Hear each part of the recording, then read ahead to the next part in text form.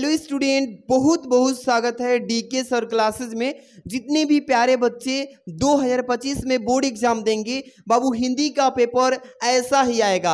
आज की इस वीडियो में देखिए 2023 का ये प्रीवियस ईयर क्वेश्चन पेपर है सामान्य हिंदी का। अगर आप 2025 में बाबू पेपर देने जा रहे हैं तो आपका भी पेपर का पैटर्न ऐसा ही रहेगा और 10 नंबर जो क्वेश्चन इसमें होने वाला है थोड़ा चेंजिंग हो चुका है सिलेबस में, तो इस पेपर के थ्रू आपका भी पेपर 2025 वाला आएगा बाबू, ऐसा ही सेम रहेगा। यहाँ पे रोल नंबर नाम लिखना होता है, यहाँ पे पेपरों की मतलब कितने पेज में है, यहाँ पेपर कोड दिया रहता है बाबू, ऐसा ही सेम बाबू आपका भी पेपर आने वाला है। तो अच्छे समझ लीजिए और इस पेपर में देखें किस टाइप के क्वेश्चन सेट किए गए हैं और ऐसा ही आपका भी क्वेश्चन पेपर आने वाला है। सबसे पहले आपको लेकर चलते हैं, समय 3 घंटे 15 मिनट जो मिला है वैसा ही मिलेगा और पूर्णांक 100 नंबर का बाबू क्वेश्चन पेपर बन के आएगा, ठीक है। और यहाँ पे नोट में पहला बोला है कि प्रारंभ में बच्चों को 15 मिनट ये प्रश्न पत्र पढ़ने के लिए दिया गया है, ये तो सभी लोग इससे अवगत है। और यहाँ पे कह रहे कि इस प्रश्न पत्र में 2 खंड मिलेंगे, दोनों खंड के सभी प्रश्न करने हैं बाबू। सेम इसी तरीके से 2025 वाला क्वेश्चन पेपर आएगा। और यहाँ पे आप देख सकते हैं आपको क्वेश्चन बताया जा रहा है खंड वाइज। सबसे पहले ध्यान देना है, आपका जो पेपर स्टार्ट होगा खंड क से स्टार्ट होगा बाबू, ऐसे ही। और पहले नंबर क्वेश्चन में 5 बहुविकल्पी क्वेश्चन क ख ग घ अंग करके रहेगा, ऐसे ही आएगा, ठीक है। सबसे पहला का क लिखा है अष्टयाम कृति के लेखक कौन है, ऐसे ही पेपर में पूछेगा। अष्टयाम कृति के लेखक गोकुलनाथ, यहाँ पे बीटलनाथ, यहाँ पे नाभादास, यहाँ पे प्रियदास। तो इसमें से चारों में से कौन सा है आपको सही आंसर अपने उत्तर पुस्तिका में बताना है। तो अष्टयाम कृति के लेखक कौन है बाबू, तो नाभादास हो जाएंगे, यानी कि तीसरा नंबर विकल्प सत्य है, ठीक है। इसी तरीके से आपको पेपर में करना है। चलिए ख नंबर देखिए बाबू, धर्मवीर भारती, यहाँ पे धर्मवीर भारती द्वारा लिखी उपन्यास कौन सी है। यहाँ पे लिखित उपन्यास पूछा है ना, परंतु लिखा है सूरज का 7वां घोड़ा। देख रहे हैं ना, ये ख नंबर सूरज का 7वां घोड़ा ही यहाँ पे सही आंसर हो जाएगा, क्योंकि ये धर्मवीर भारती का लिखा गया उपन्यास है, ठीक है बाबू। इसी टाइप से आएगा।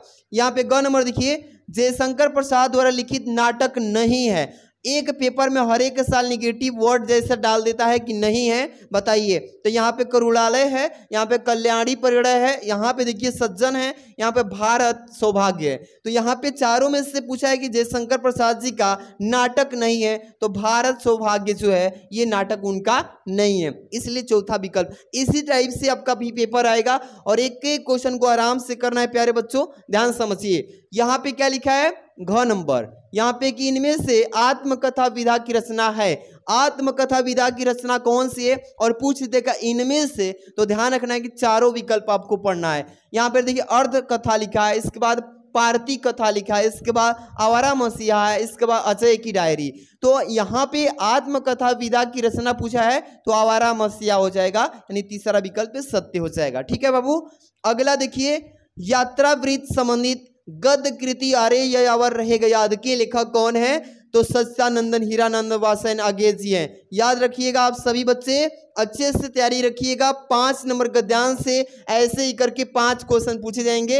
अब आगे चलेंगे, दूसरा क्वेश्चन जो आपका गद्य से स्टार्ट होगा, गद्य साहित्य से। प्यारे बच्चों दिख रहा है ना आपको अच्छे से। चलिए दूसरा का क देखिए प्यारे बच्चों, इनमें से किस काव्य कृति पर ज्ञानपीठ पुरस्कार मिला है, पूछा है ना। यहाँ पे लोकायतन पर, यहाँ पे अभी देखिए अग्नि रेखा पर, यहाँ पे कितनी नावों में कितनी बार यहाँ पे रसवंती, तो यहाँ पे कितनी काव्य कृति ज्ञानपीठ पुरस्कार कितनी नावों पर कितनी बार, ये जो आप तीसरा विकल्प देख रहे हैं ये सही विकल्प का आंसर हो जाएगा, ठीक है बाबू। ऐसा ही क्वेश्चन आपका भी सेट करेगा यूपी बोर्ड। ख नंबर देखिए, तीसरा तार सप्ताह का प्रकाशन वर्ष। तीसरा की बात आ जाए तो 1959 याद रखिएगा, ये हो जाएगा इसका राइट आंसर, ठीक है बाबू।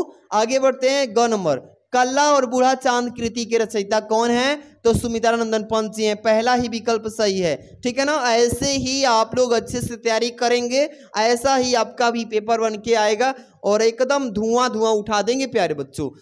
देखिए घ नंबर, किस महाकाव्य काव्यात्मक कृति में 12 सर्ग हैं।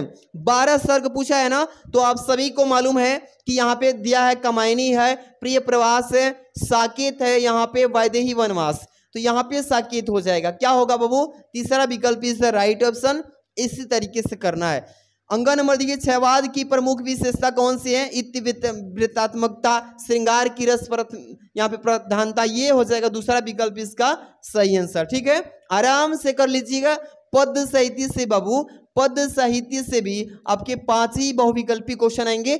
10 नंबर का तो केवल बहुविकल्पी, 10 नंबर का बाबू केवल बहुविकल्पी आएगा। अब यहां से गद्यांश स्टार्ट होगा, ध्यान रखिएगा, इसी टाइप से गद्यांश आएगा। और ध्यान समझिए, मैं ट्रिक बताऊंगा कैसे पहचानेंगे किसी भी गद्यांश को। यहाँ पे तीसरा है, दिए गए गद्यांश पर आधारित निम्नलिखित प्रश्नों का उत्तर दीजिए। और यहाँ पे लिखा है अशोक वृक्ष की पूजा इन्हीं गर्णधौ और यज्ञों की देन है। प्राचीन साहित्य में इस वृक्ष की पूजा के उत्सवों का बड़ा सरस वर्णन मिलता है। असल पूजा अशोक की नहीं बल्कि उसके अधिष्ठता यानी कंदर देवता की होती है और इसे मदनसव भी कहते हैं। महाराजा भोज के सरस्वती यानी कठाभरण से जान पड़ता है कि उत्सव त्रयोदशी के दिन होता था और मालक विसंग्रमित और रत्नावली में इस उत्सव का बड़ा सरस मनोहर वर्णन मिलता है बाबू। और देखिए, मैं जब अशोक के लाल शवकों को देखता हूं तो मुझे वह पुराना वातावरण प्रत्यक्ष दिखाई दे जाता है। राजघरानों में साधारण रानी ही अपने नुपुर चढ़ों के आघात इस रहस्यमय वृक्ष को पुष्पित किया करती थी। आपको ट्रिक समझना है, इस गद्यांश में जो दिया है ये गद्यांश किस पार्ट से अशोक लिखा है ना। आप सभी को मालूम है कि एक चैप्टर का छोटा सा नाम कहीं ना कहीं इस गद्यांश में मिल ही जाएगा। तो आप पढ़े होंगे अशोक के फूल, पढ़े हैं ना बाबू। आप लोग ध्यान समझिएगा, अशोक के जो फूल वाला चैप्टर है, इसी चैप्टर से इस आपके गद्यांश को दिया है, जिसके राइटर हजारी प्रसाद द्विवेदी जी हैं। कौन है? हजारी प्रसाद बाबू, ठीक है ना। हजारी प्रसाद कौन है? द्विवेदी जी हैं। कौन है बाबू? द्विवेदी जी हैं इस मतलब चैप्टर के राइटर। आराम से कर लेंगे कि नहीं, समझ लीजिए। इसमें क्वेश्चन रहेगा, गद्यांश का संदर्भ लिखिए। संदर्भ लिख देंगे कि प्रस्तुत गद्यांश हमारी पाठ्य पुस्तक अशोक के फूल नामक यानी गद्यांश से उद्धृत है, जिसके राइटर हजारी प्रसाद द्विवेदी जी हैं। आराम से लिख लीजिएगा। यहाँ पे अशोक वृक्ष की पूजा किसकी देन है? यहाँ पे लिखा अशोक वृक्ष की पूजा इन्हीं कर्णधो और यज्ञों की देन है। यहाँ तक दूसरा का आंसर हो जाएगा, यहाँ से यहाँ तक आराम से कर लेंगे। तीसरा, रेखांकित अंश की व्याख्या कीजिए। यहाँ पे ध्यान दीजिए, रेखांकित अंश लिखा है ना बाबू, यहाँ से लेकर के असल पूजा की, यहाँ से लेकर के यहाँ तक इस लाइन का व्याख्या करना है कि कह क्या रहा है, इसका भाव आपको लिखना है कि इसका मतलब क्या कह रहा है। इसी तरीके से अशोक वृक्ष को कौन पुष्पित किया करता था, इसी में सारे क्वेश्चन का आंसर इसी में दिया है। आराम से कर लेंगे। 2-2 नंबर सॉरी यहाँ पे कितने नंबर का? हाँ, 2-2 नंबर के 5 क्वेश्चन है बाबू। ये 10 नंबर का आपका गद्यांश आएगा। आराम से कर लीजिएगा। ये नहीं कर पाएंगे तो अथवा में भी क्वेश्चन दिया रहेगा, ध्यान दीजिएगा। यहाँ पे अथवा में भी दिया है कि नहीं दिया है? आराम से कर लेंगे। नहीं, इसको पढ़ लीजिएगा। आराम से पढ़ेंगे तो नए शब्द जो मुहावरे नई रीतियों के प्रयोग से भाषा, देखिए यहाँ पे चैप्टर का नाम मिल गया, भाषा। क्या मिला है? भाषा एवं आधुनिकता। क्या है प्यारे बच्चों? आधुनिकता।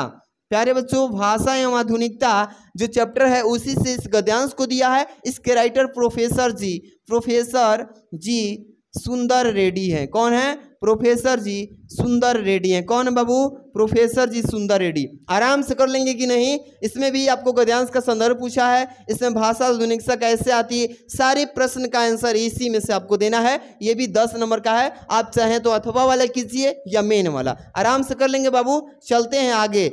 यहाँ से आपका जो चौथा क्वेश्चन स्टार्ट होगा प्यारे बच्चों, ये देख रहे हैं ना, दिए गए पद्यांश, ये भी आधारित निम्नलिखित प्रश्नों के उत्तर देना है। इसमें भी ये भी 10 ही नंबर का आता है बाबू, ठीक है। इसमें कौन हो तुम वसंत के दूत, विरसत पतझड़ में अति सुकुमार, घन तिमिर में चपलाकी रेख, तपन में शीतल मंद व्यार, लगा कहने आगंतुक व्यक्ति, मिटाता उत्कंठा सविशेष, दे रहा हो कोकिल सा आनंद, सुमन को जो मधुमय संदेश।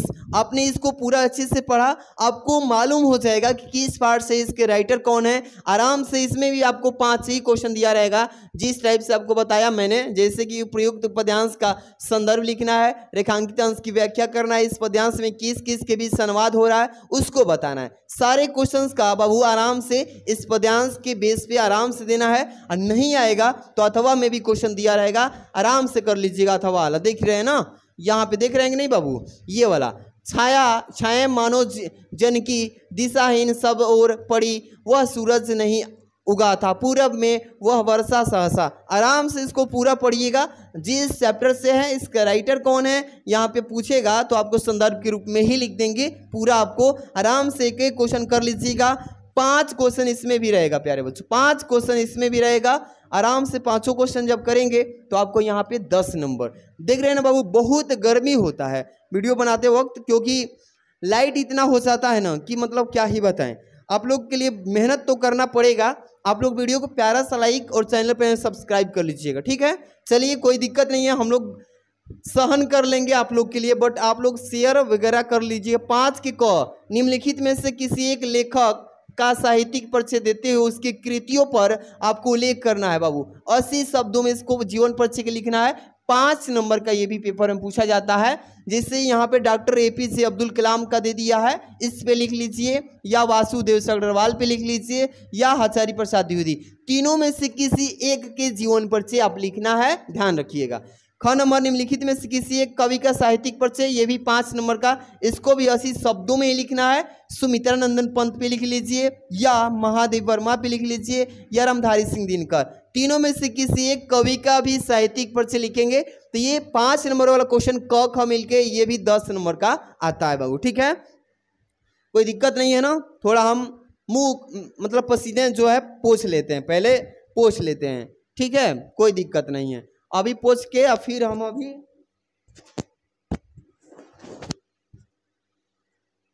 कोई बात नहीं, चलिए आगे बढ़ते हैं बाबू, ध्यान दीजिएगा। हाँ, यहाँ से अब 6 नंबर जो क्वेश्चन आप देख रहे हैं प्यारे बच्चों, ये जो आप क्वेश्चन देख रहे हैं ना, पंच लाइट कहानी का सारांश लिखना है। अथवा में भी दिया है कि बहादुर पे लिख लीजिए, या ध्रुव यात्रा कहानी का उद्देश्य पे प्रकाश डाल लीजिए। तो ये क्वेश्चन 5 नंबर का आता है प्यारे बच्चों। ये कितने नंबर का? 5 नंबर का पेपर में आता है। ये 80 शब्दों में लिखना होता है। आराम से याद कर लीजिएगा, ये 2023 के पेपर में क्वेश्चन डाला गया था सारा का सारा। 7 नंबर जो क्वेश्चन आप प्यारे बच्चों देख रहे हो ना, ये स्वपठित खंड काव्य के आधार पे आता है और ये 80 शब्दों में लिखना होता है और ये भी 5 ही नंबर का आता है। ध्यान रखिएगा, ये जिला वाइज आता है। आप जिस भी जिले के हैं आपको बताया गया होगा, आप उस जिले के हिसाब से अपने ये क्वेश्चन को अच्छे से तैयार कर लेना। अपना जिला भी कमेंट में बता दीजिए कि आप किस जिले से, उसके हिसाब से रिप्लाई दे देंगे कि आपके लिए कौन सा क्वेश्चन बेहतर है। ठीक है प्यारे बच्चों, और आगे बढ़ते हैं। अब यहाँ से खंड जो है ख स्टार्ट होगा, दिख रहा है ना बाबू, ये खंड ख। यहाँ से भी 50 नंबर का क्वेश्चन बनेगा। सबसे पहले 8 का क में देखिए, दिए गए संस्कृत गद्यांश में से किसी एक संदर्भ और हिंदी में इसका अनुवाद करना है। ये भी 7 नंबर का, कितने नंबर का प्यारे बच्चों? 7 नंबर का पेपर में आता है।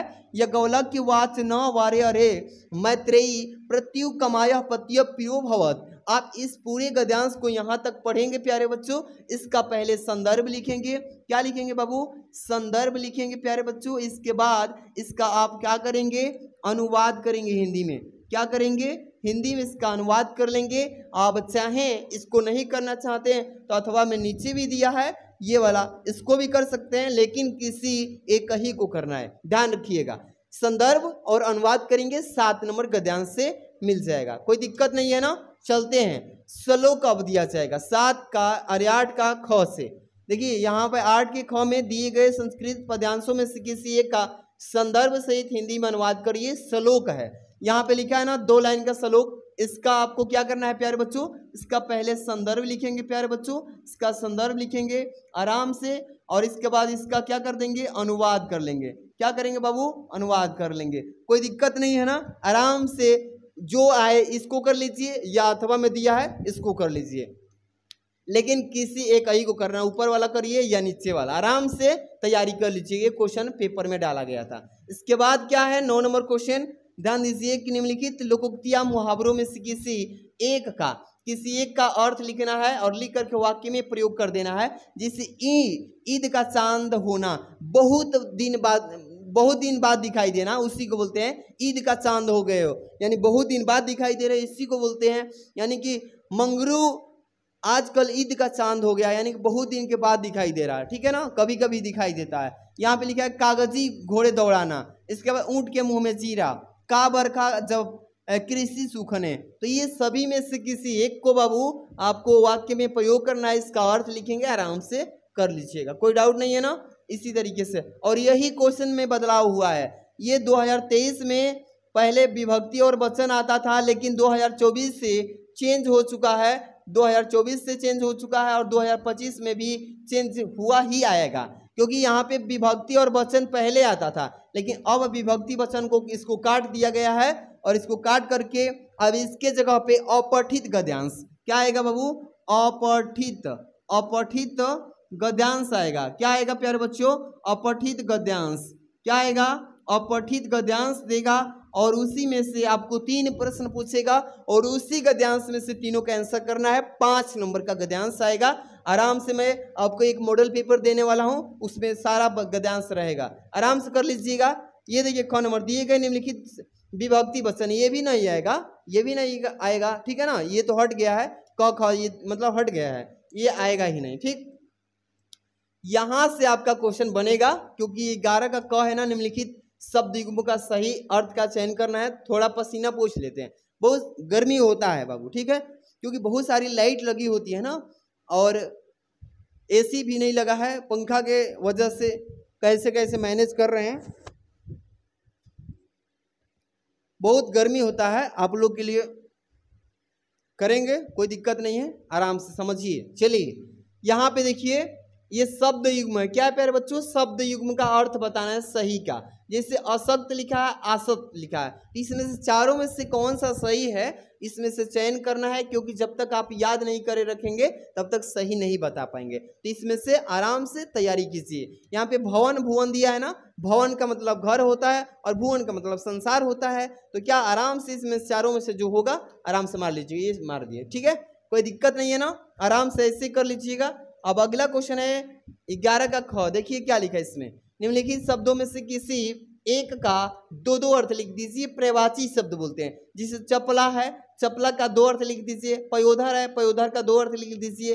विधि है, 2 अर्थ लिख दीजिए, लेकिन किसी एक ही का लिखना है। तीनों में से किसी एक ही का 2 अर्थ लिखना है, बस काम खत्म। 2 नंबर मिल जाएगा, आराम से 2 नंबर मिल जाएगा, ठीक है।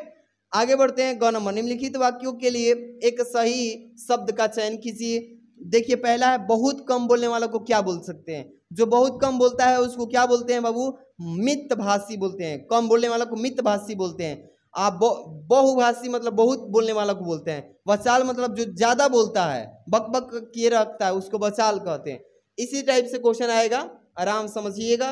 अगला क्वेश्चन यहाँ पे, जानने की इच्छा रखने वाला व्यक्ति को क्या बोला जाता है, जिज्ञासा बोला जाता है। जिसको जानने की इच्छा रहती है किसी चीज को, उसको जिज्ञासा बोलते हैं। यहाँ पे देखिए जिज्ञासु, यहाँ पे जिज्ञासु हो जाएगा सही आंसर, ये नहीं होगा, ये आंसर नहीं होगा, जिज्ञासा नहीं होगा, यहाँ पे जिज्ञासु हो जाएगा, ठीक है, ये आंसर सही है, ठीक है ना। चलते हैं आगे क्वेश्चन। यहाँ पे देखिए घ नंबर क्या लिखा है, इसमें निम्नलिखित कि नहीं 2 वाक्यों को शुद्ध करना है। इसमें 4 वाक्य दिया रहेगा, किसी 2 को शुद्ध करके लिखना है, अशुद्ध दिया है। वह अपनी ताकत के बल पर खड़ा है, तो यहाँ पे गलती दिया है, वह अपनी ताकत के बल पर नहीं, वह अपनी ताकत पर खड़ा है, बल नहीं यहाँ पर लगेगा, वह अपनी ताकत पे खड़ा है, बस।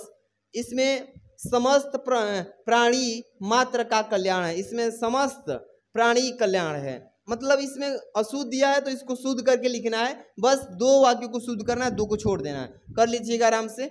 चलिए ध्यान दीजिएगा, अगला क्वेश्चन इसमें 12 के क में लिखा है, 12 के ख में और ग में, तीनों मिलकर के 6 नंबर का आता है, 2-2 नंबर का। वीरस अथवा करुण रस का शॉर्ट यानी कि उदाहरण सहित परिभाषा दे देना है। श्लेष्म अथवा उत्प्रेक्षा अलंकार है, इसमें से किसी एक ही का लक्षण सहित परिभाषा उदाहरण सहित लिख देना है। दोहा अथवा कुंडलिया का यहाँ पे क्या लिखना है बाबू, छंद है, इसका लक्षण उदाहरण से दे देना है, किसी एक को लिखना है, बस। 6 नंबर का पेपर में आता है, आराम से कर लीजिएगा। 13 नंबर क्वेश्चन जो है पत्र लेखन, ध्यान दीजिएगा। 13 नंबर और 14 नंबर एक के साथ हम बताई देते हैं आपको, अच्छे समझ लीजिए, ठीक है। 13 नंबर 14 नंबर क्या है बाबू, ध्यान दीजिए।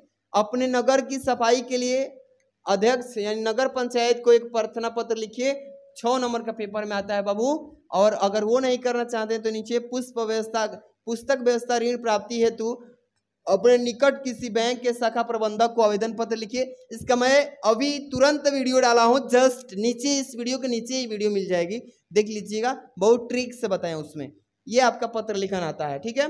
इसके बाद लास्ट क्वेश्चन है यही पेपर का, देखिए ध्यान से, 14 नंबर निम्नलिखित विषयों में से किसी एक विषय पर आपको भाषा शैली